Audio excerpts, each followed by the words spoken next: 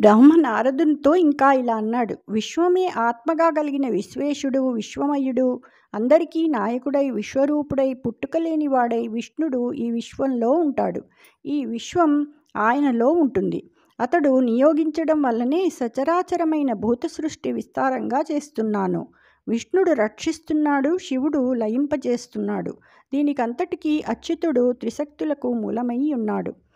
హరియే భగవంతుడు, అనంతుడు, కరుణాసముద్రుడు, సృష్టికి కారణభూతుడు. ఆయన కంటే ఇతరులు లేరు.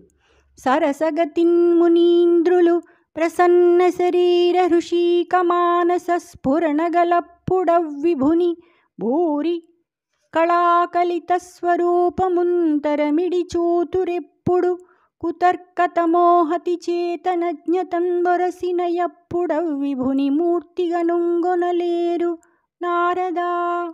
నారదా, మహర్షులు తమ శరీరం, ఇంద్రియాలు, మనస్సు ప్రసన్నంగా ఉన్నప్పుడే ఆ ప్రభువు యొక్క కళావిలసితమైన స్వరూపం పూర్తిగా చూడగలరు. కుతర్కాలనే చీకట్లతో అజ్ఞానాంధకారం ఆవహించినప్పుడు ఆ విభుని స్వరూపం స్పష్టంగా చూడలేరు. జై శ్రీకృష్ణ.